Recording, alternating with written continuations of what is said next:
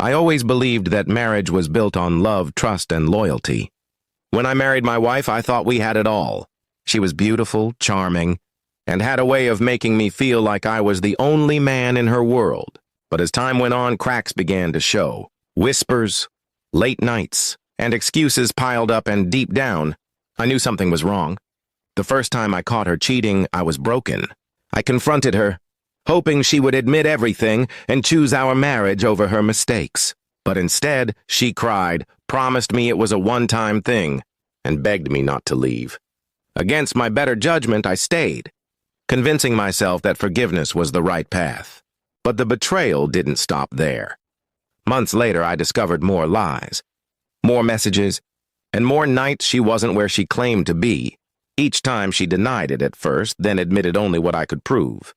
It became a cycle, her cheating, me finding out, her begging, and me foolishly giving another chance. What shocked me the most wasn't just her disloyalty, but her refusal to let me go. I suggested separation more than once, thinking maybe she wanted freedom. But she always clung tighter, insisting she still loved me, that she couldn't live without me. Even while she continued betraying me behind my back, I started to feel like a prisoner in my own marriage. Every time I tried to reclaim my dignity and leave, she would cry, apologize, and somehow make me feel guilty for even considering walking away. I told myself that maybe love meant patience, but I was only fooling myself. Then came the day that changed everything. It was late in the evening when I noticed her phone buzzing repeatedly. Curiosity, or maybe intuition, got the better of me. I opened it, and there it was, undeniable proof of her affair, messages too explicit to be misunderstood. When I confronted her that night, she didn't even try to deny it. She simply looked at me, silent, as if she had grown tired of playing the game. For the first time, there were no tears, no excuses, no desperate promises to change. It was almost as if she believed I would never leave, no matter how far she went. But she was wrong.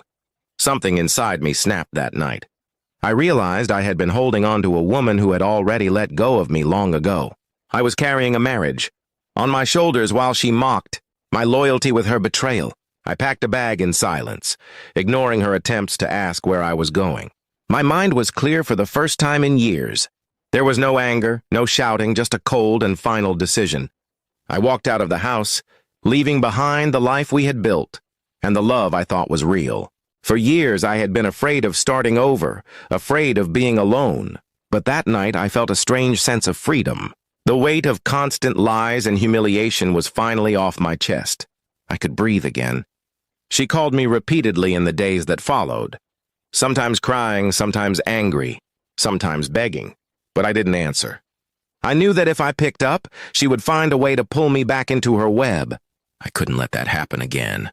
My friends and family were shocked when they learned the truth. Many of them admitted they had seen signs but didn't know how to tell me. Some said they were proud I finally stood up for myself. For the first time, I didn't feel ashamed. I felt strong. Walking away was the hardest thing I've ever done, but also the best. My wife may have kept cheating, but she couldn't break me forever. That night, when I caught her red-handed, I chose myself. And that choice saved my life. That night, as I closed the door behind me and stepped into the cool darkness, I realized I wasn't losing a wife, I was regaining myself. All the pain, all the humiliation, all the tears I had swallowed for years suddenly turned into strength. I wasn't walking away empty. I was walking away with my dignity, my peace, and the chance to finally live a life where love wasn't a lie. And for the first time in a long time, I smiled, because I knew I would never let anyone break me like that again.